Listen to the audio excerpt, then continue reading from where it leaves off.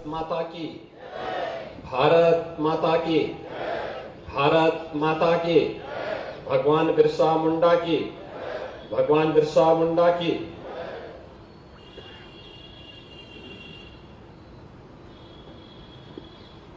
महान स्वतंत्रता संग्राम सेनानी जनजातीय समुदाय को उनका अधिकार दिलाने और देश की स्वाधीनता के लिए अपना सर्वोच्च बलिदान देने वाले भगवान बिरसा मुंडा की आज पावन जयंती है। मैं इस अवसर पर पूरे जनजातीय समुदाय को, पूरे प्रदेशवासियों को हृदय से बधाई देते हुए आज के इस कार्यक्रम में मंच पर उपस्थित प्रदेश सरकार में समाज कल्याण विभाग के मंत्री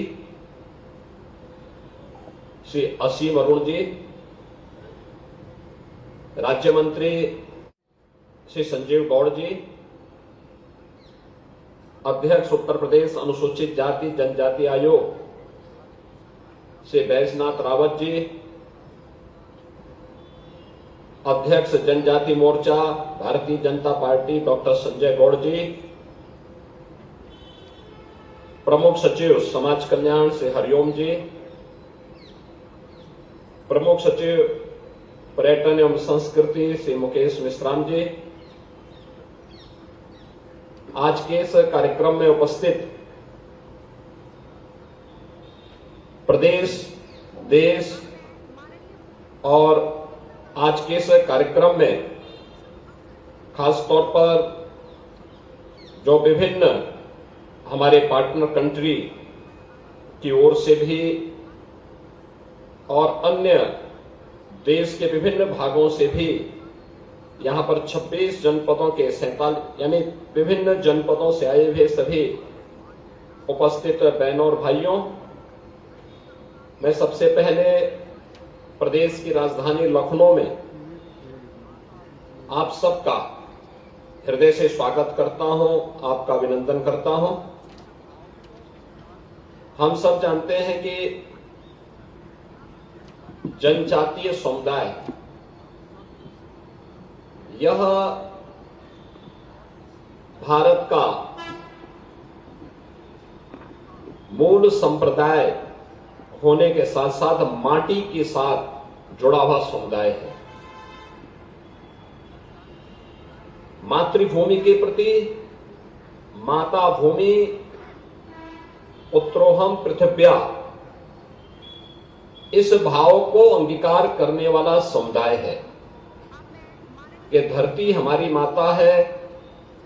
हम सब इसके पुत्र हैं। और इसी भाव के साथ जब ये देश गुलाम था, उस कालखंड में भगवान बिरसा मुंडा ने जनजातीय समुदाय के अधिकारों के लिए, देश की स्वाधीनता के लिए अपना बलिदान देकर के देश की आजादी में एक महत्वपूर्ण भूमिका का निर्वहन किया था। आज उनका 150वां जन्मदिन है और ये हमारे लिए गौरव की बात है कि प्रधानमंत्री मोदी जी ने भगवान बिरसा मुंडा के बलिदान को सम्मान देने के लिए 15 नवंबर की तिथि को भगवान बिरसा मुंडा के सम्मान में जनजातीय गौरव दिवस के रूप में इस पूरे कार्यक्रम को पूरे देश के अंदर करने का निर्णय लिया है। और उसी क्रम में आज प्रदेश से भी और देश के भी अलग अलग भागों से यहां पर जनजातीय समुदाय बड़ी संख्या में उपस्थित होकर के इस एग्जीबिशन के माध्यम से, इस प्रदर्शनी के माध्यम से, इस चलने वाले कार्यक्रमों में भागीदार बनेंगे। बहनों और भाइयों, धरती माता के प्रति सम्मान का भाव रखने वाला हमारा जनजातीय समुदाय उसकी कला, उसकी परंपरा, उसके अंदर जो एक धरती के प्रति, इस धरती माता के प्रति जो अनुराग का भाव है, इसको सम्मान देने के लिए आज डबल इंजन सरकार अनेक कार्यक्रमों को आगे बढ़ाने का काम कर रही है। वे कार्यक्रम अलग अलग स्तर पर अलग अलग प्रकार से संचालित हो रहे हैं और खासतौर पर जब हम देखते हैं, मुझे याद है 2017 में जब हमारी सरकार प्रदेश में बनी, जनजातीय समुदाय बहुत सारी योजनाओं से वंचित था। उससे पहले की सरकारों के एजेंडे का हिस्सा ही नहीं बन पाया था और इसीलिए सरकार ने एक अभियान चलाया कि चाहे वह थारू हो, कोल हो, चेरो हो, गौड़ हो, बुक्सा हो, ये जितनी भी ये जातियां होंगी, इन सभी के लिए हम लोग सेचुरेशन के 100% लक्ष्य को प्राप्त करने की दिशा में कदम उठाएंगे। और मुझे इस बात की आज प्रसन्नता होती है कि सेचुरेशन की यानी सभी योजनाओं से उन्हें संतृप्त करने के लिए जो अभियान हम लोगों ने 2017-18 में प्रारंभ किया था, आज वह पूरी गति के साथ आगे बढ़ रहा है। आज आप देख रहे होंगे कि वनों के अंदर रहने वाले, प्राकृतिक संसाधनों पर निर्वाह करने वाले, अपनी संस्कृति और अपनी परंपरा के साथ साथ अपनी माटी के साथ अनुराग रखने वाले इन बंधुओं ने ही भारत के प्राकृतिक संसाधनों की रक्षा विपरीत परिस्थितियों में की। और देश के अंदर भी, प्रदेश के अंदर भी, उत्तर प्रदेश के अंदर लगभग 11 जनपद ऐसे हैं जहां पर जनजातीय समुदाय रहता है। कम या ज्यादा संख्या में, सर्वाधिक सोनभद्र से हैं, शेष अन्य जनपद ऐसे हैं जहां पर कम या ज्यादा मात्रा में वो लोग रह करके उन्हें समाज के साथ योजनाओं की विभिन्न लोक कल्याणकारी योजनाओं से जोड़ने के भी कार्यक्रम चल रहे हैं। आज उन्हें प्रधानमंत्री आवास मिल रहा है, हर घर शौचालय की योजना से आच्छादित किया जा रहा है, ग्रीन ईंधन के रूप में उन्हें एलपीजी के कनेक्शन दिए जा रहे हैं, वृद्धावस्था पेंशन या निराश्रित महिला पेंशन या दिव्यांगजन पेंशन से उन्हें आच्छादित किया जा रहा है। हर जरूरतमंद के पास अपना राशन कार्ड हो, हर जरूरतमंद के पास 5 लाख रुपए के स्वास्थ्य बीमा का एक कवर उसको प्राप्त होता हुआ दिखाई दे। जहां ये सब कार्यक्रम आगे बढ़ाए गए हैं, वहीं साथ साथ वीर एकलव्य के नाम पर चलने वाले विद्यालयों की भी एक लंबी श्रृंखला उन सभी क्षेत्रों में स्थापित करने के कार्यक्रम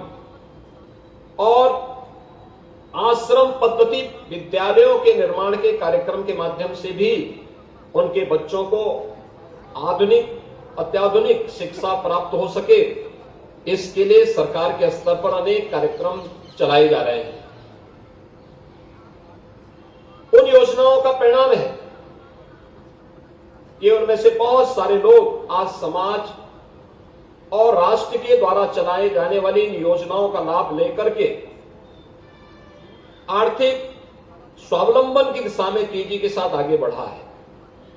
एक तरफ उन्हें आर्थिक रूप से समृद्धि के पथ पर अग्रसर करना,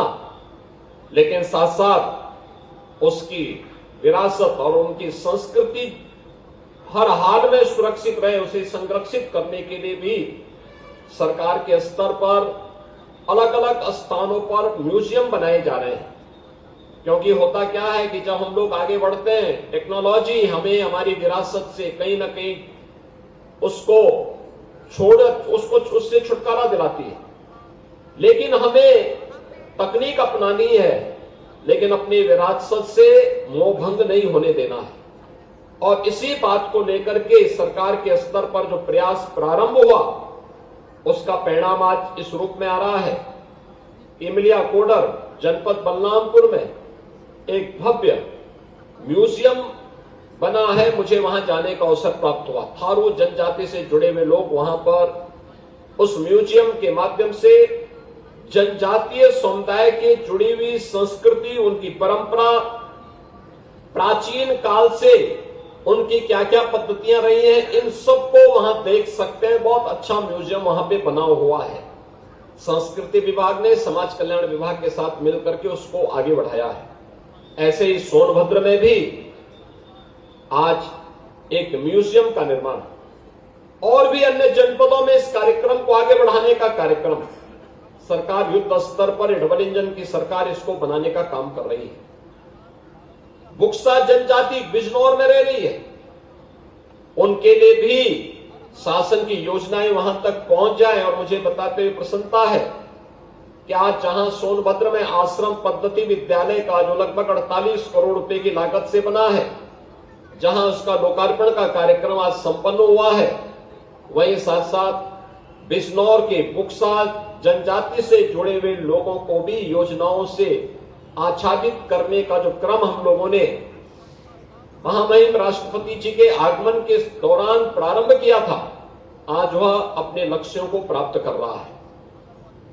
हर हाल में बिना भेदभाव के शासन की योजना का लाभ समाज के हर तबके को प्राप्त हो, यह किसी भी सरकार की एक प्राथमिकता होनी चाहिए। और प्रधानमंत्री मोदी जी ने इन्हीं भावों के साथ इस देश के अंदर देशवासियों को एक मंत्र दिया था, और वो मंत्र दिया था सबका साथ और सबके विकास का। इस सबका साथ और सबके विकास का भाव यही है कि हम लोग जितने भी जरूरतमंद नागरिक हैं, अगर वह किसी एक योजना से आच्छादित नहीं हो पाया है, उस तक वह योजना पहुंचाना करके उसके जीवन स्तर को उठाना। और प्रधानमंत्री जी की प्रेरणा से उत्तर प्रदेश सरकार वर्तमान में एक बड़े कार्यक्रम को आगे बढ़ा रही है। जीरो पॉवर्टी के लक्ष्य को प्राप्त करने के लिए आज हम लोगों ने तय किया है कि जनजातीय समुदाय हो, अनुसूचित जाति से जुड़े हुए समुदाय हो, अति पिछड़ी या पिछड़ी जाति से या अन्य नागरिक जो भी अब तक शासन की विभिन्न योजनाओं से अगर अभी भी वंचित है, उस तक हम उन योजनाओं को पहुंचा करके जीरो पॉवर्टी के लक्ष्य को प्राप्त करेंगे। यानी गरीबी को सर्वथा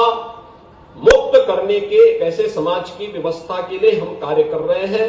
और मुझे लगता है कि बहुत शीघ्र इसके परिणाम हम सबके सामने आएंगे।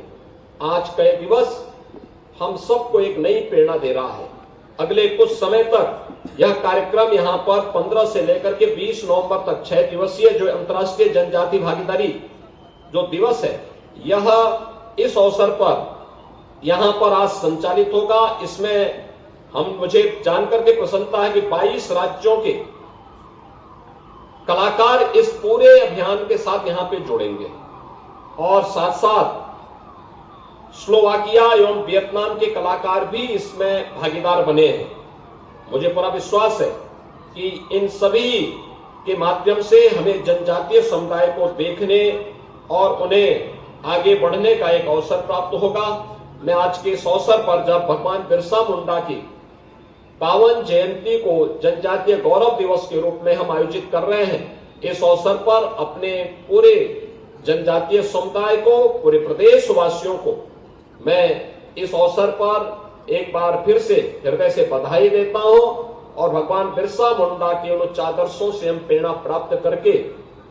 एक भारत श्रेष्ठ भारत के निर्माण में अपना योगदान दे पाएंगे। इस विश्वास के साथ आप सबके प्रति मैं अपनी शुभकामनाएं देता हूं। धन्यवाद। जय हिंद।